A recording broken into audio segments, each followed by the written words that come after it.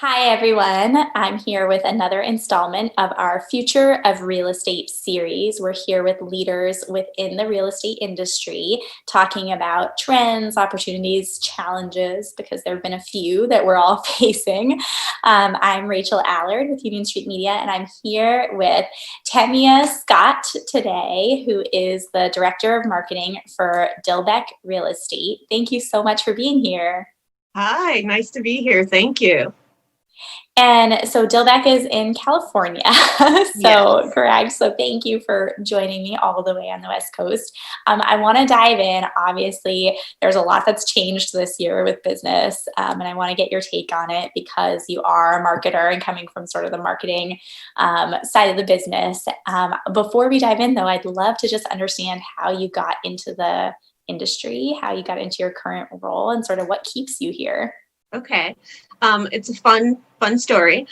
So I'm originally from Chicago, and I was working in for online startups, basically. So I started I was working for apartments.com, and my boss moved to California, San Francisco.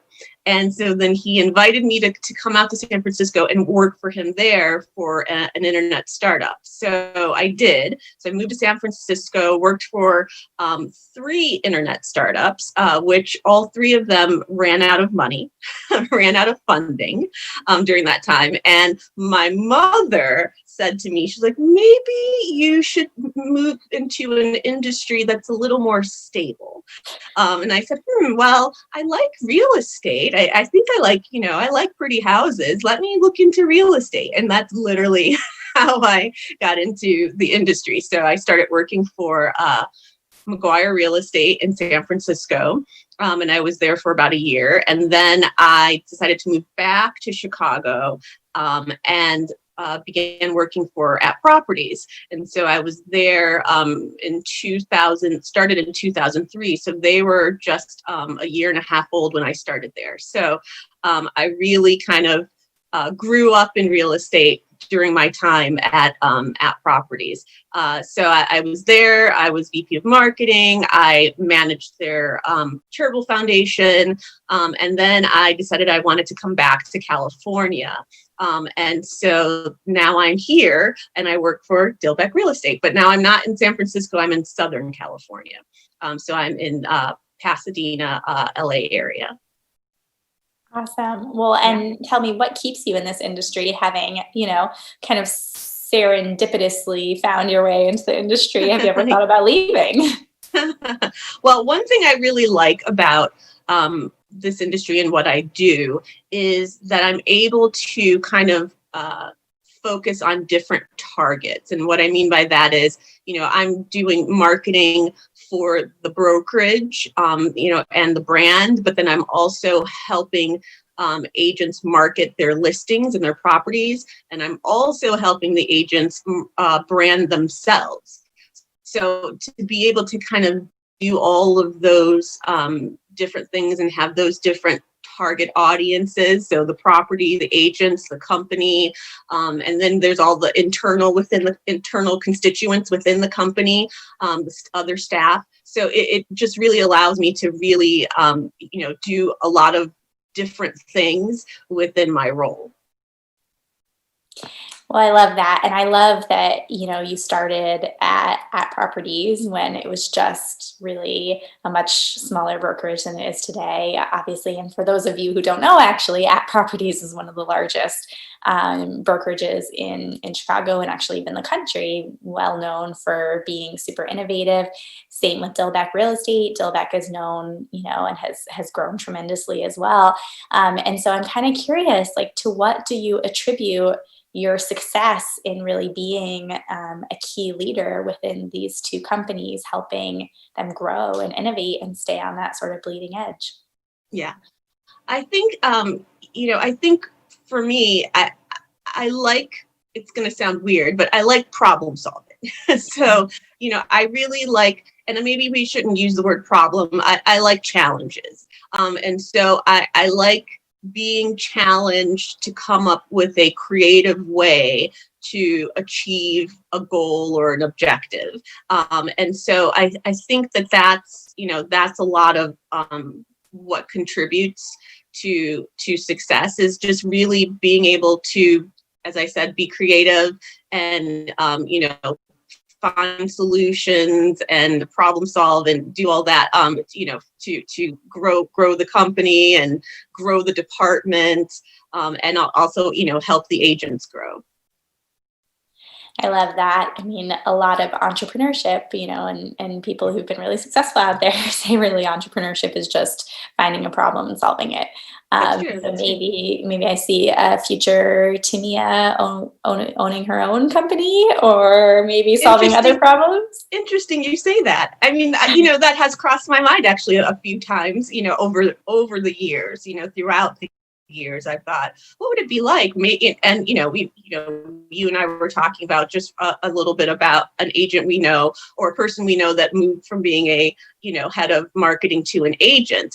So all of those things. I think probably most marketers within the real estate industry at brokerages, if they aren't agents already, it crosses their minds sometimes. If thinking about being an agent, I think we all have those thoughts every now and then. And I think it makes sense because we just think about all of our vision, the vision that we have as marketers for the brokerage. And, every vision that you have as a marketer within a brokerage, you don't actually get to realize because there are other things going on, and, there are other, other people have input. And so, you're working as a team, so you don't always get to realize your vision. And so I do think that most marketers think about, what if I could just, execute 100% of my vision, as an agent myself. So, I mean, I don't know how realistic for me that I would do that. I'm not sure.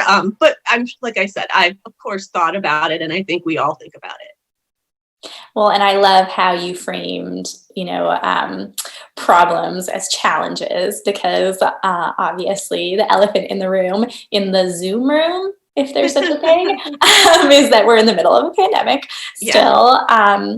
And I mean, you're in California. So firstly, I have to ask, is, everyone okay with not just the pandemic, but what's going on with fires and everything else? I mean, it is crazy. And I have a, my spare room here that I use as an office. And I have the window just cracked a little bit just for some air. However, it is smoky. It's smoky outside. I can smell a little bit of smoke. I just can't have all the windows closed, even though it's a little smoky. I just need a little air. But it is smoky. But everyone that I know, and I have other relatives who live here in California, and everyone's safe, and we're all fine. It's just uncomfortable, a little scary. There's, I can't, as I tell my mother, I'm like, I don't see flames from my window. But unfortunately, there are people who do. So, we're thinking of them. But, for me and my immediate area, we're okay. Well, thank goodness. I'm really glad to hear that. And I am curious how your business has been affected, not only by the fires, by the pandemic as well, and how your agents and their clients are doing during this unprecedented year. Well, as for the pandemic, so, we really had to, once, mid-March came and everyone was, quarantined and working remotely, we really had to, I really wanted to make sure that I kept the agents engaged. I didn't want them to kind of fall off and disappear because we weren't in the offices. And so, we use Workplace. And so I was, relying on Workplace a lot more to kind of keep engaged with the agents and communicate with them. I do a thing, I started doing this and I still do it now, where every single day I put a post on Workplace that just says happy whatever day of the week it is. So happy Tuesday. And I say, good morning, Dilbeck. And I post some useful information, hopefully useful. But I try to post and useful information from all sources. So something we're doing internally, something in the news about interest rates, something from the California Association of Realtors.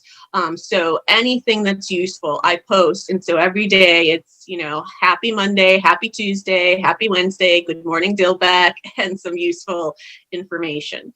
In addition to that, we started doing a lot of trainings, so Zoom trainings with our agents, because, we had, some agents who were, well, we have a small number of agents who were tech savvy, and then another group of agents who were, tech comfortable, I'll say.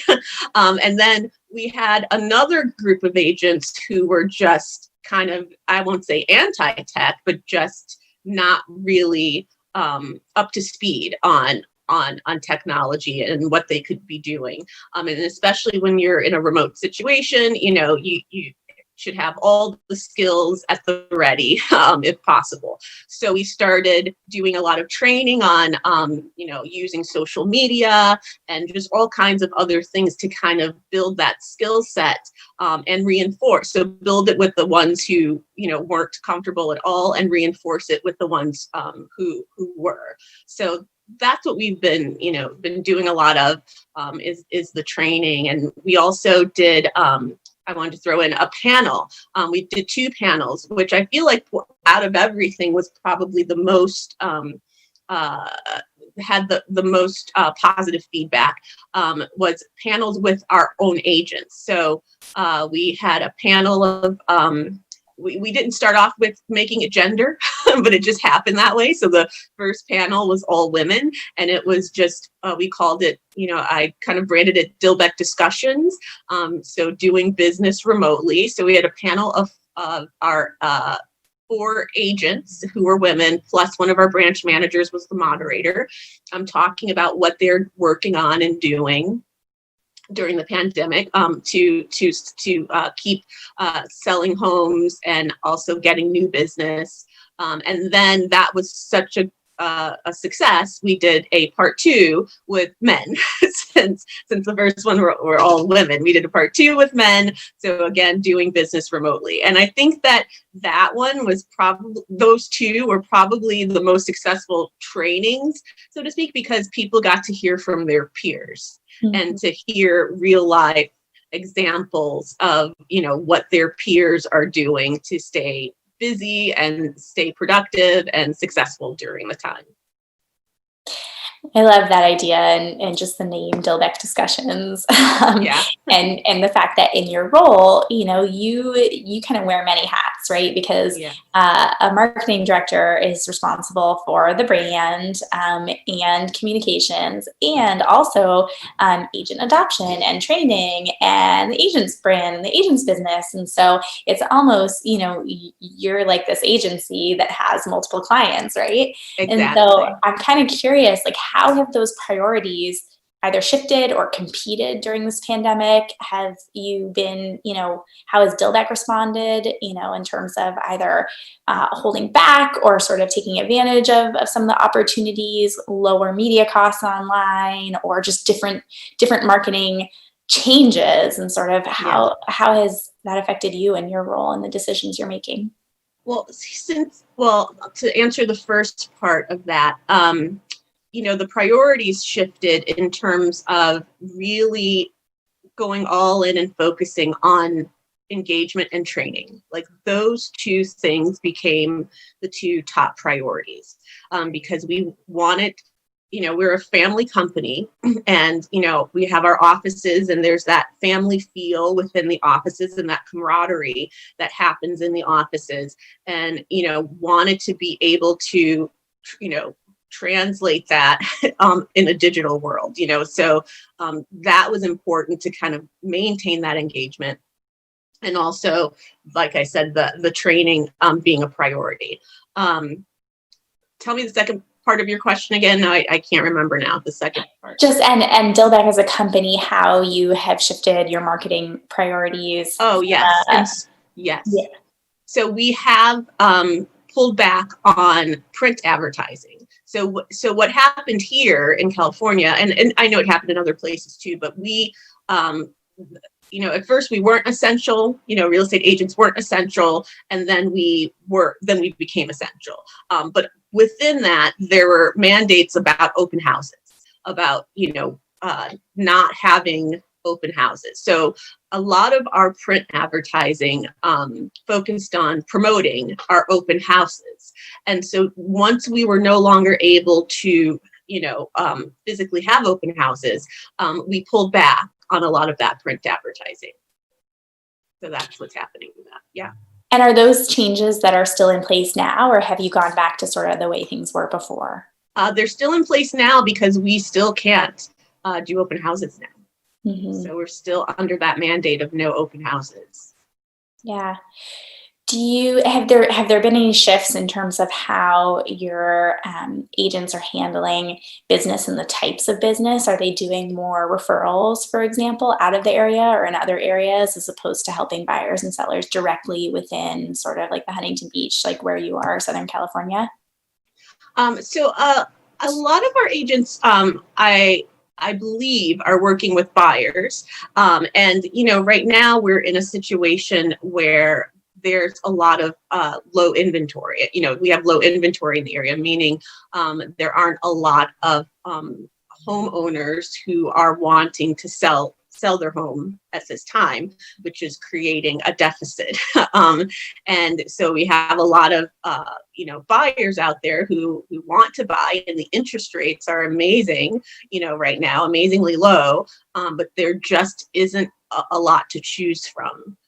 So I think that's a position that we're in, and we're trying to help our agents communicate with their sphere of influence, especially those within their sphere who are homeowners.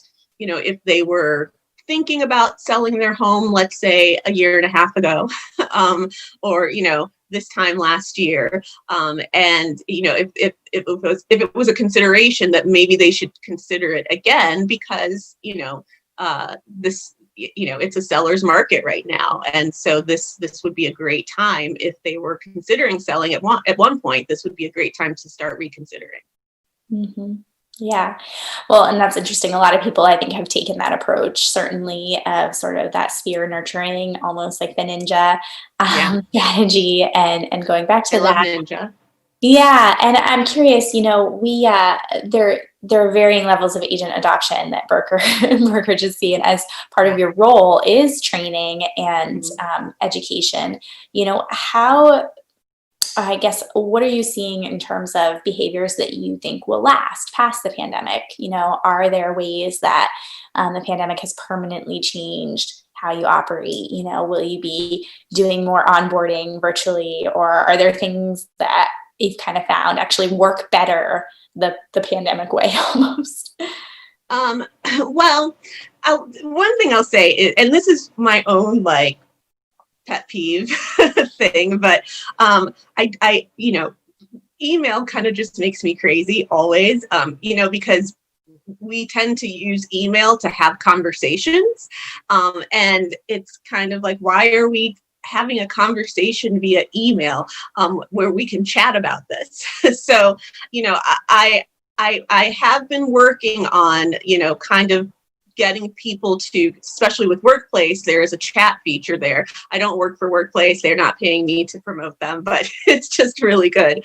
So I'm trying to encourage, I've been trying to encourage our agents and staff to chat, to use the chat more to communicate, rather than using email to have conversations.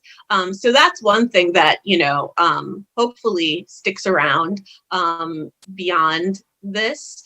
The other thing is, I feel like utilizing social media more, is something that some of our agents have started doing, and really understanding about more so creating content, because it's kind of a trickle down. So I have to create content every single day for that post that I do. So when I do that, happy Monday, happy Tuesday, I need to have some type of content to post. And because I'm trying to keep our agents engaged. And so just with that said, the agents need to have content to post to keep their clients and sphere engaged with them.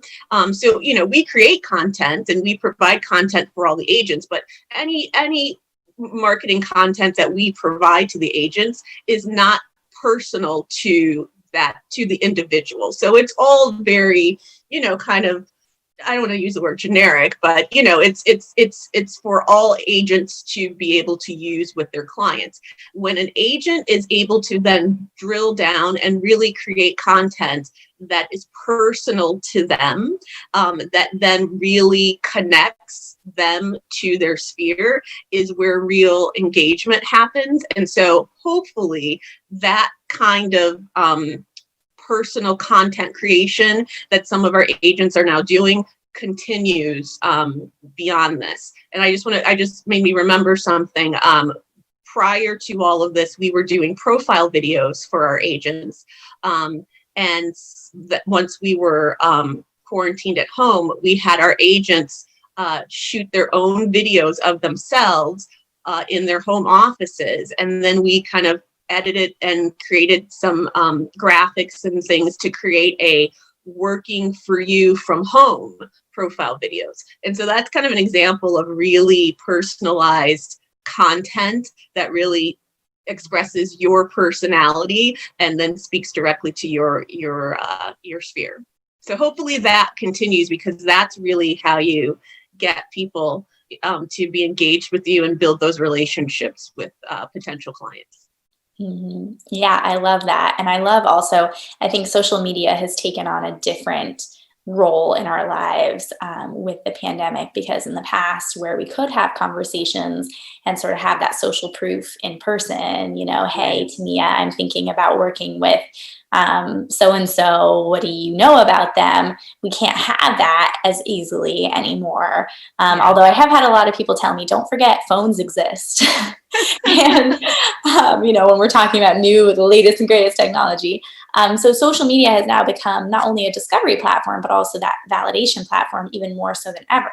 So kind of people are using social for discovery, maybe going to a website, but then before they make that decision of who to work with, going back out to social media. And that's a little different than it used to be in terms of, whatever sort of funnel existed. So I like what you're saying about that. And, that some agents have really embraced that. Yeah. Since we're talking about marketing, I'm curious, are there other things that you found really working well, either during the pandemic or even before that, in terms of marketing to buyers or maybe sellers, since you were talking about sort of low inventory as well being the case, and that's been the case for several years now?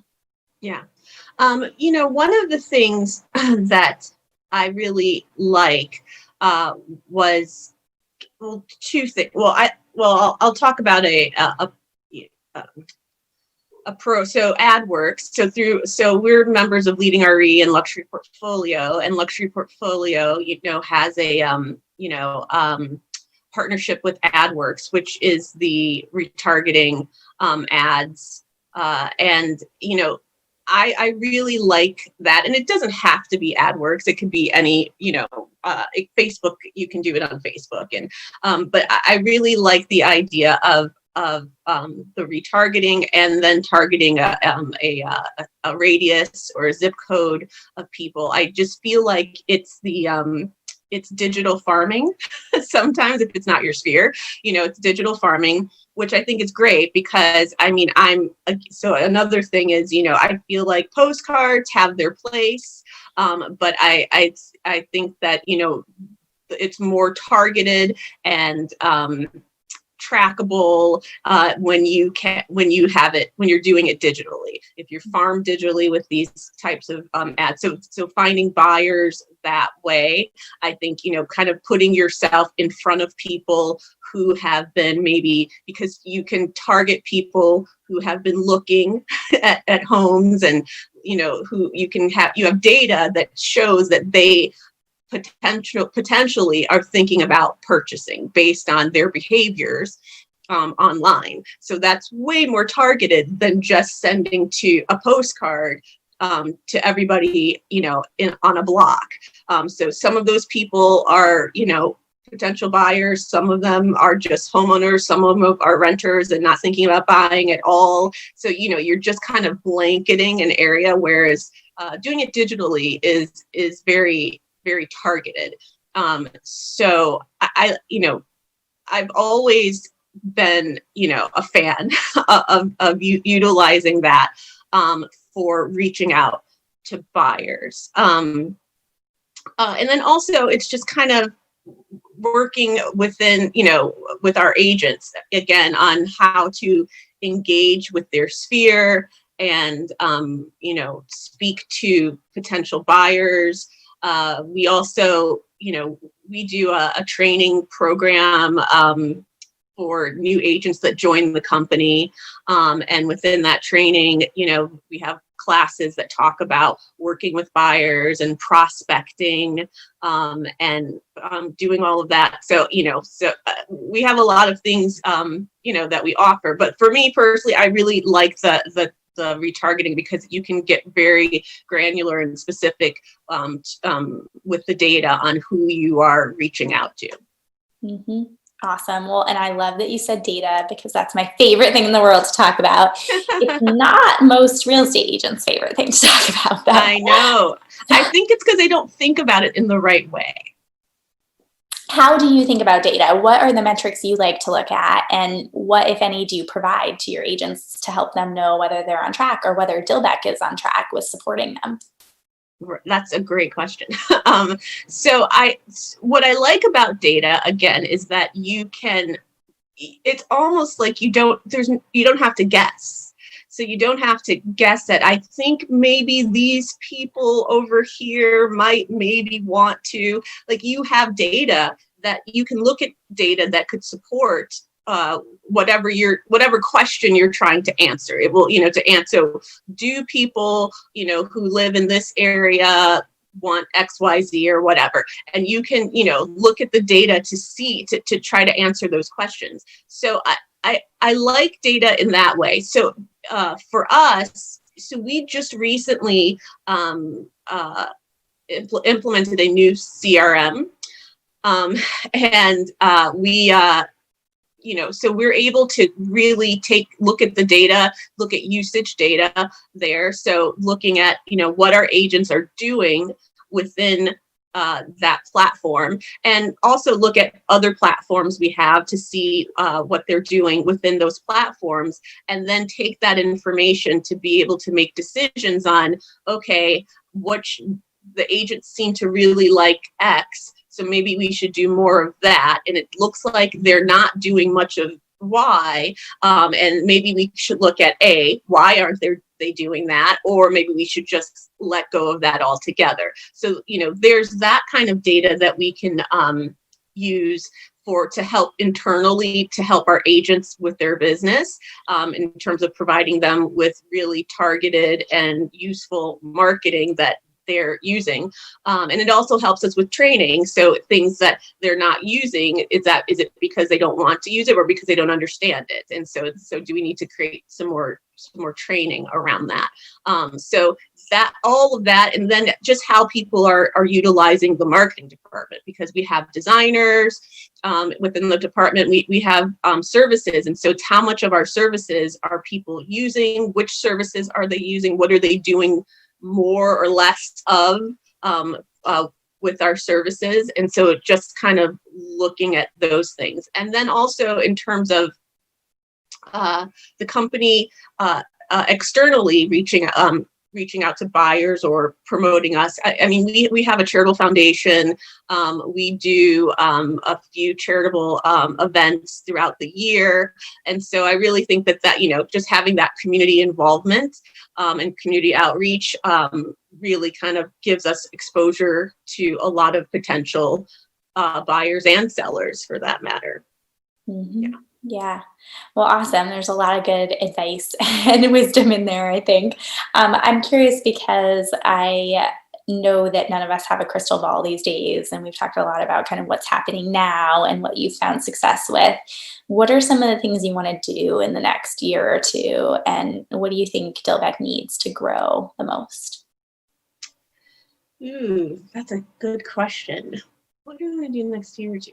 Well, I'll say this. I think not just for Dilbeck, but for anybody, all brokerages, I think that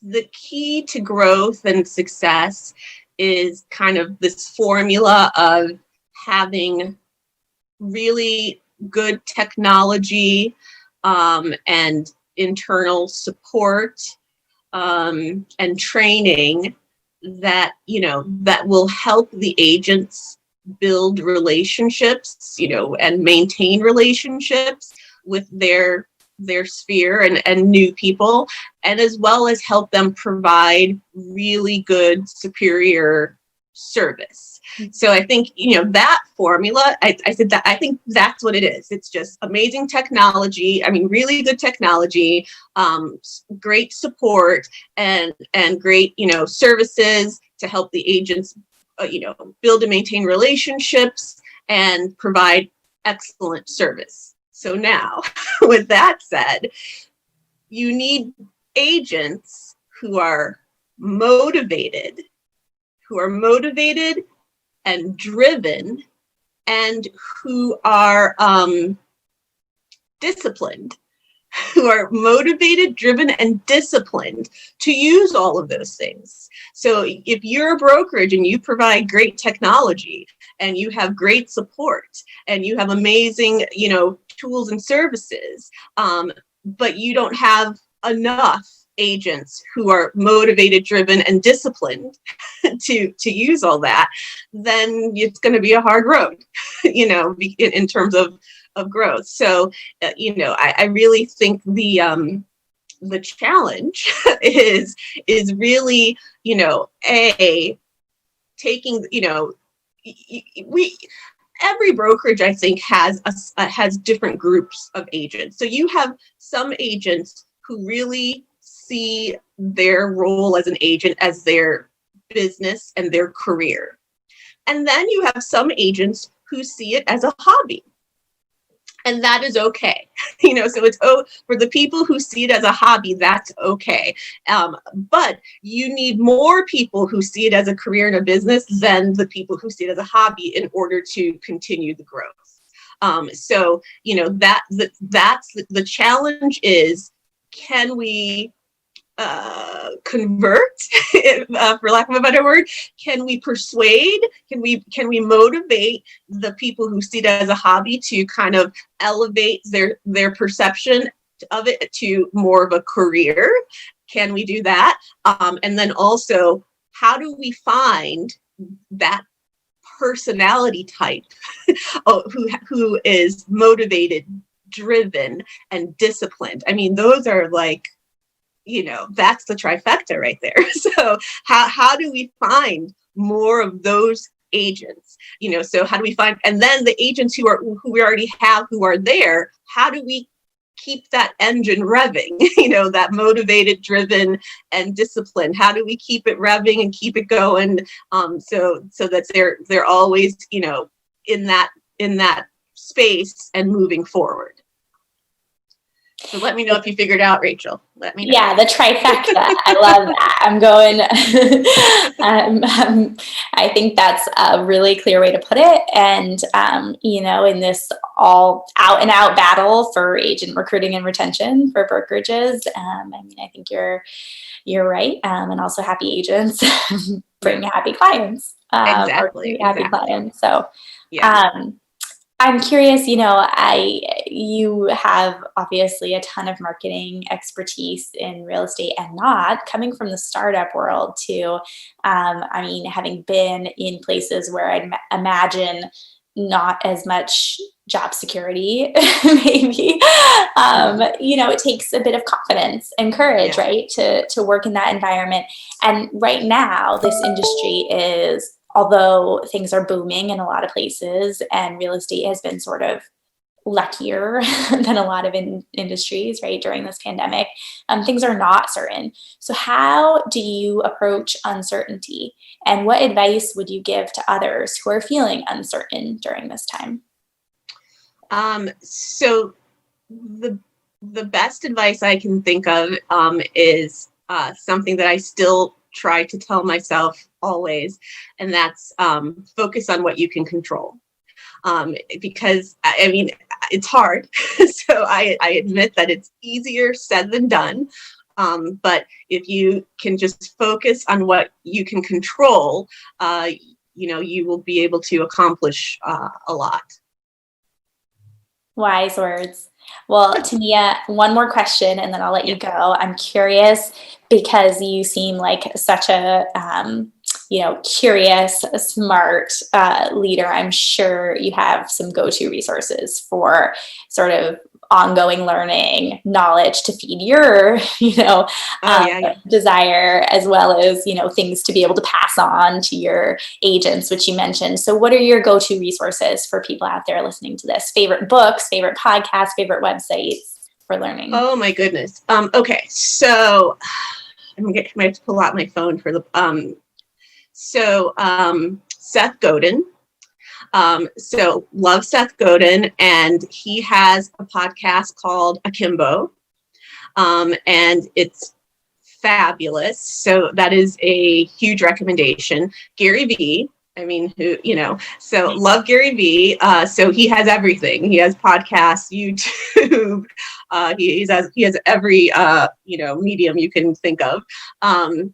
Who else? What else? So I do listen to I can't remember, Rob Hahn, Notorious R.O.B. So I do listen to him. He has a podcast, Real Estate Relations. So I think that's the name of it. I think that's the name, because I'd have to go through my phone and start looking. So I do listen to that. And I do listen to T360. They have podcasts. So I watch those. Trying to think what else. Fun. So there is a podcast, I think it's Wall Street Journal, and it's called Women Who Work. So just to throw out a good women's focused podcast. So it's called Women. I believe it's Wall Street Journal. Yes. Well, it's WSJ. Yes. Women who work. So that's a good one too. So I actually am a big podcast fan. So I could go on, I could list tons more, but I won't. But so those are kind of the big ones there that I listen to on a regular basis. And so, and books, I do audiobooks because I'm able to do other things while I'm listening to the audiobook. So I have a bad habit of downloading audiobooks to read and then not reading, or to listen to, and then, downloading more than I have time for. But so the most recent one that I actually downloaded and started listening to is Marie Kondo. And so I've been asking, I have a few friends where, they're talking about, and I say, well, does it bring you joy? Like if it doesn't bring you joy, right, you're supposed to get rid of it. So, so that's the most recent one that I've downloaded and started listening to. I love it. Well, I think there's probably hours of listening in there. I'm going to get on it. I love podcasts too, though. Yeah. Well, thank you, Tamia. This has been awesome. I so appreciate all your time and wisdom. For everyone watching, as a reminder, this is Tamia Scott. She is the Director of Marketing for Dilbeck Real Estate and our guest today on the Future of Real Estate series. I'm Rachel Allard with Union Street Media, and we'll see you next time. Thank you. Thanks, Rachel.